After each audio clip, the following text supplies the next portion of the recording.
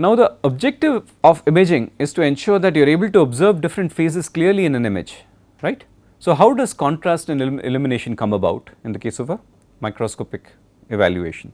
So different degrees of absorption can produce differences in brightness. So when you are talking about transmission light microscopy, the light will get absorbed to different degrees by different phases, and light transmitted obviously will depend on how dense the phase is. If the phase is very dense, it will absorb more light, right. If the phase is light or porous, it will permit more light to pass through. Color contrast happens when selective wavelengths are absorbed. So for example, this light is passing through the specimen, because of the kind of material it is, it may be absorbing higher or lower wavelengths or intermediate wavelengths depending upon the type of phase that is there in your sample, right. So because of that you may get differences in the color contrast. Phase contrast happens when there is a shift in phase of light. Now what do you mean by phase? Okay. When we plot the wave nature of light, right, the incoming wave and the outgoing wave, incoming wave into the sample and the wave that comes out of the sample may not be perfectly in sync. Okay. So that is basically the phase contrast. And fluorescence contrast happens when incident light is absorbed and partially re-emitted at different wavelength.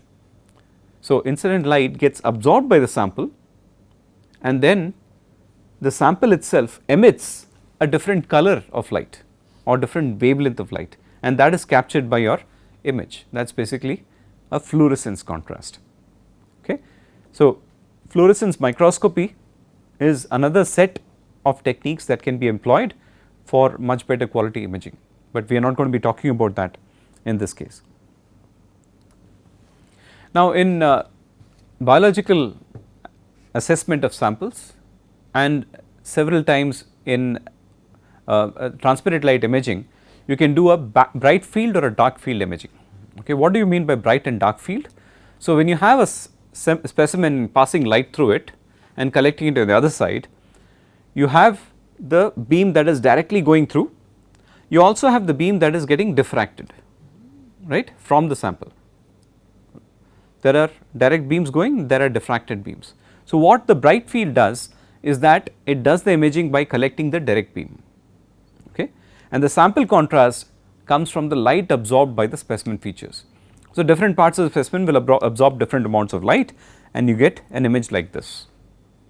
Okay, that is again a biological sample, and you can see depending upon the phase that is present in this sample, you are getting different levels of contrast between the different phases.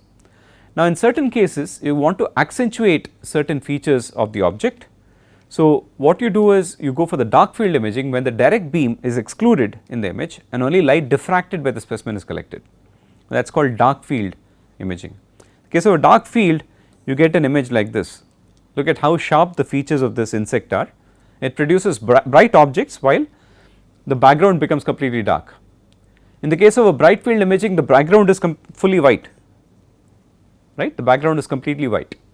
So if you have to image something like this which has extremely fine features, these legs are extremely fine in this case, right, if you have to image that, you need to cut off the background completely. So because of that, what we do is we completely cut off the direct beam of light and only use the diffracted beam, and the sample contrast obviously comes from how much scattering occurs from the different features of the sample. Okay. So again you need to be clear about when you want to do one type of imaging over the other. Okay. So for biological imaging, a lot of times this dark field imaging is preferred. Okay, once again this polarized light, as I said, light has this tendency to vibrate. Light has a dual nature, a wave nature and a particle nature. Particles of light vibrate in all directions. A polarizer is a series of slits which cuts off the vibration in all other directions and has only one specific direction of vibration. When this material passes through when this light passes through an isotropic material, it does not have any effect on the polarized light. So it comes out just like that. Okay. And if you have the analyzer, which is nothing but the polarizer, and you can keep it at different angles. So in this case the analyzer is kept in a perpendicular direction. So this is called crossed polar. So, here the polarizer and the analyzer are kept perpendicular. So, what happens is this beam is coming and vibrating in this direction, while the analyzer has slits in this direction. So, this beam gets completely cut off now. Okay. Now, what happens is if you have an anisotropic material, okay, an anisotropic material obviously does not have the same property in all directions. As a result of that, the incoming polarized beam is split into two beams or particles in two directions, vibration in two directions. So, when this comes through the analyzer, one of the directions gets cut off, right, and only one remains. So, when you do a cross polar imaging in the case of an anisotropic material, you will be able to get some degree of contrast based upon how easily your beam is able to get resolved in two different directions, and that depends on a characteristic of the sample called birefringence. Okay. That means the light passing through such samples now has two refractive indices in two different directions. Okay. So, what happens is when observing a specimen, differences in birefringence allow phases and grains to be identified. Okay. Without doing the cross polars, you may not be able to produce the same level of contrast between phases that you will get when you have cross polars. Now, apart from the reflected and transparent light microscopy, there is a special type of reflected light microscopy technique which is called the stereo zoom microscopy, and these are basically low magnification, almost a simple extension of your camera, but then with a slightly better ability, up to 70 to 100 times can be magnified using the stereo zoom microscope. It is basically good to study macro defect features like cracks and voids in your sample. I will show you some examples later on. So, again here two separate optical paths with two objectives and eyepieces. Okay, here two separate paths with two objectives and eyepieces can provide different viewing angles to the left and right eyes. So, what happens as a result of this is because your eye, each eye is now going through a different set of eyepiece and objective lenses, you almost get a perception of a 3-dimensional image. Basically, this is how stereographic projection is done, right, which is responsible for capturing 3D films. In 3D films also you have two different cameras at different angles capturing the same effect, and the resultant effect on the eye is, it appears as if it is a 3-dimensional sort of a film. Okay. So, that same thing happens in the stereo zoom microscopy, in which case both the optical paths are separate into the eye and gives a sort of a 3-dimensional feature to the specimen that you observe. So, I will show you some examples of optical microscopy from construction materials. So, this is a very common image that you find in cement chemistry books. This one is actually from the chemistry of cement, Lee's chemistry of cement, which has been rewritten by several authors. The editor is P.C. Hewlett, and this shows a typical Portland cement clinker. There are two different clinkers that are shown in this image. On the left you have a clinker that is composed of irregular crystals. These irregular crystals are those of A-light, and the rounded crystals which show some striations on top. You can see the striations here. The rounded crystals with striations are B-light crystals. The material that is surrounding this, that is the white, and in this case you can see streaks of white and brown, right. The material that surrounds these crystals is the ground mass. It is also crystalline, but the crystals are too small to be perfectly imaged. Okay. So, that ground mass is a mixture of ferrite and C3A solid solutions. Now, in terms of reflectivity, so this is obviously reflected light microscopy. So, in terms of reflectivity, what phases would be more reflective? The denser phases will be more reflective. So, here the calcium aluminates, especially the calcium aluminoferrites, the white ones are all calcium aluminoferrites, those are more reflective. You are actually reflecting a lot more there. Oh, okay. What I forgot to mention that this image has also been done after preparing this polished sample of the clinker and then etching it, because only etching can be able to actually distinguish your grains in such a clear fashion. One more example here from one of our own studies, where we collected clinkers, cement clinkers from different cement plants, and prepared again these flat surfaces, subjected that to etching. Again the etching is with potassium hydroxide followed by NPTEL. Okay. So, in this case we took material that was passing through 2.36 and retained on 1.18 millimeter sieve. So, these chunks of clinker were fairly large, about 1.18 to 2.36 millimeter in size, and then we embedded them in epoxy, made a cut and then polished it. Again we got the right amount of polish to be able to distinguish the features. You can see C2S, C3S and the grains, the white ground mass in between.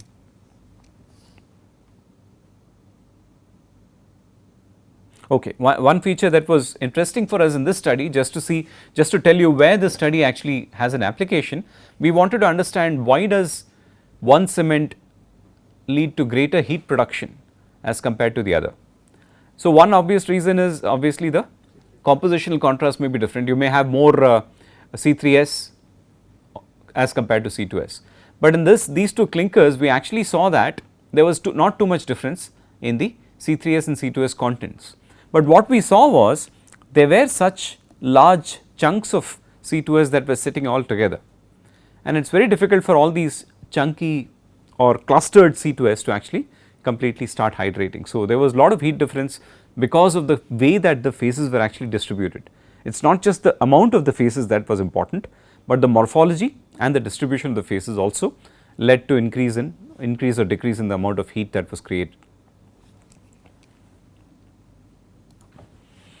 I had showed you earlier that we had prepared some concrete specimens which were under load and were encapsulated by the dental resin as an epoxy. Okay.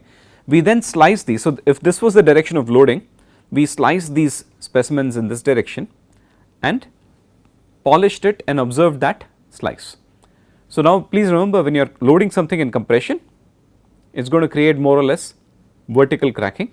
Okay, if you avoid the friction between the top and bottom, between the platens and the specimen, it will almost create a vertical crack. So, what we are capturing by taking a slice like this is the path of those cracks. We are not actually getting the full length of the crack, but we are capturing the projection of those cracks on a horizontal plane. Okay, so, that is what is being seen here. The top three images, these three images are all belonging to concrete of grade M20, and this image is for concrete of grade M70.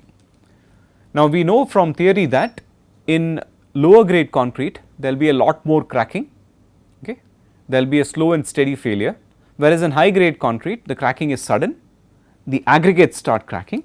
In the case of low grade concrete, the interface between the aggregate and the paste will start cracking. So, here you see, look at the extent of this crack actually starts somewhere here, it goes right around the aggregate, around this aggregate and so on.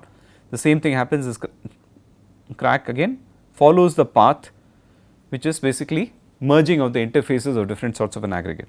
So, here again one more crack which is going right around the aggregate here. Okay. Again, this is actually a close up image of this part here which shows the branching. So, you have this crack which is branching out in different directions. So, because of the extensive crack branching in low strength or moderate strength concrete, right, you get actually a quasi ductile sort of a failure, you do not get a sudden failure. Whereas, in the case of a high strength concrete, this crack is going right through the aggregate in this case, and that leads to a sudden failure of your sample. There is no epoxy in it because as I discussed earlier, the epoxy was of high viscosity and could not impregnate the specimen well enough. No, so epoxy also is a low density phase. So, this is a reflected light image. So, epoxy also will show up to be dark, just like the pores. Yeah. Now, this is an optical microscopy image of alkali silica reactivity. So, you can see here again, alkali silica reaction produces a reaction between the alkalis which can come from the cement primarily and from the other sources of materials inside the concrete and reactive siliceous aggregate, and that leads to the production of alkali silica gel which absorbs moisture and expands. So, this here you see this entire deposit here of white, that is basically the alkali silica gel which is formed primarily from the aggregate. Okay, this is again an aggregate here, from the aggregate this gel is forming and then starting to expand, and creates such expansions lead to cracking of your sample here. Okay. So, this is an aggregate which has got completely cracked because of the alkali silica gel which is expanding. In this case you can see the gel is almost yellow in color. Okay. So, they actually did this with a fluorescent dye, they were able to produce this with a fluorescent dye. So, all the cracks are appearing yellow because the gel is present in the cracks, and they have added a yellow fluorescent dye which can be used for imaging quite easily. So, both are aggregates, so black one is also. Yeah, this is also an aggregate phase here. Yeah.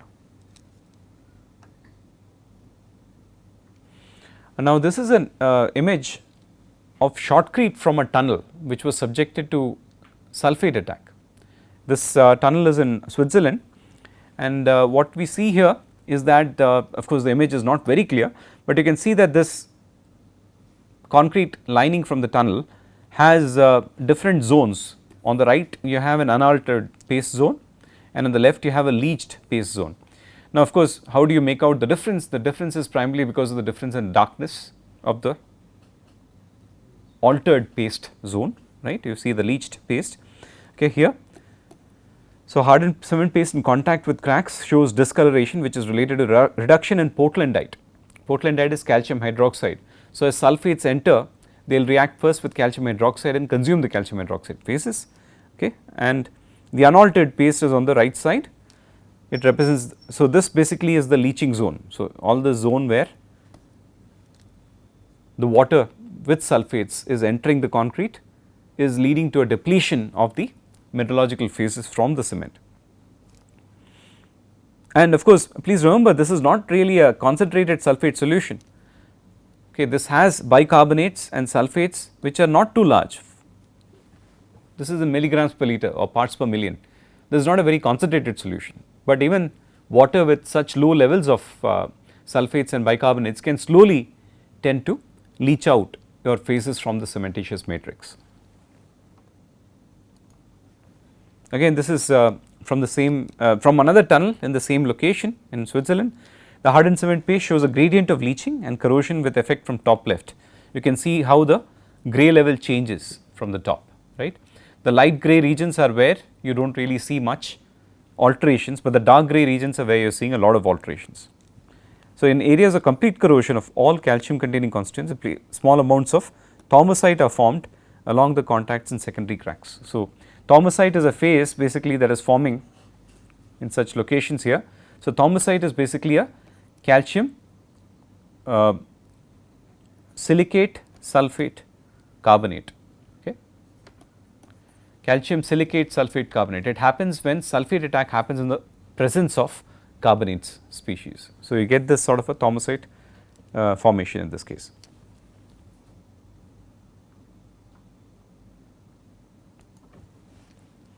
Again, from the same series of specimens, but in this case of course you see a much clearer image, okay. So, again you see here this entire area is converted into a mush like material, and this mush like material was later looked at found to be thaumasite and ettringite that was there in the sample.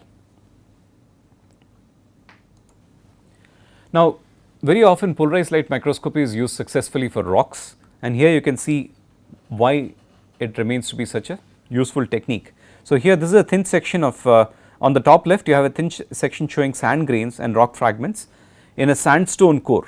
So, they took this sandstone core from 13,000 feet below the ground surface, okay. So, you can imagine 13,000 feet below the ground surface, the pressure would be significantly high that could have fused all the ingredients together, and you can see the different phases very clearly because of the difference in this is polarized light microscopy, so light is coming through the sample, so thin section. So, because of the difference in the extent of absorption of light and also the preferential absorption of certain lights and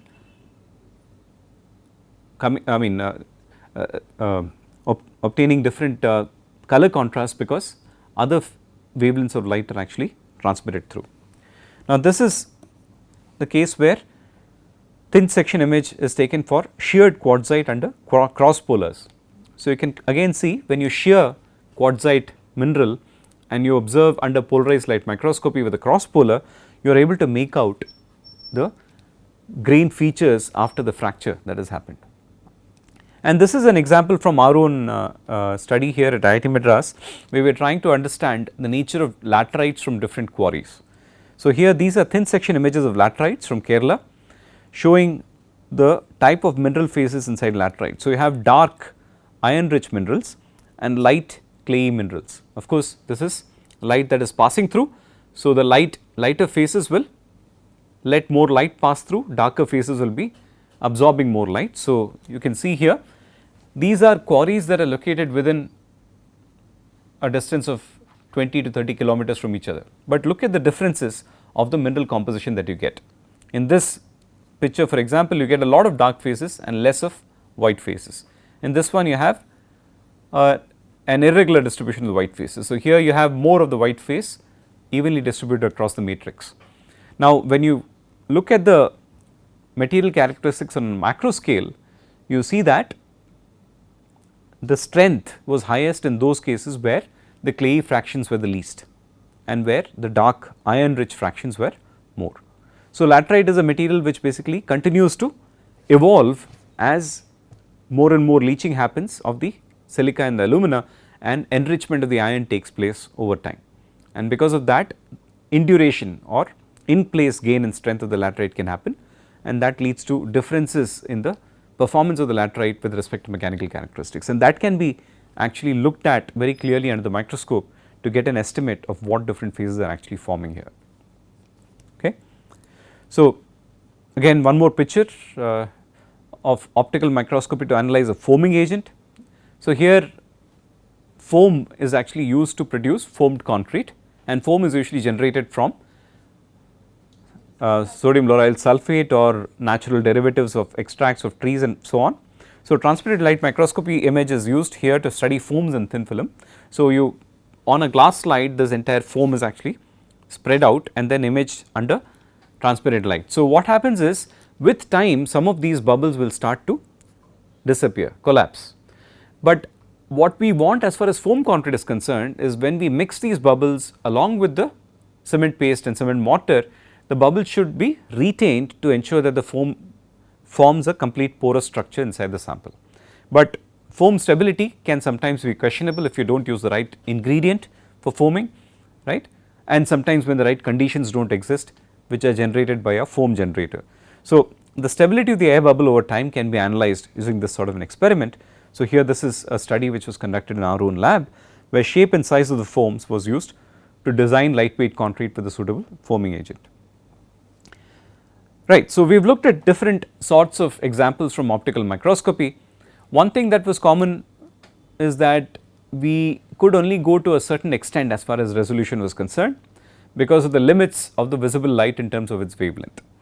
So, this will lead us in the next lecture into scanning electron microscopy, where we can actually get much better resolutions and use it for a wide variety of studies. Thank you.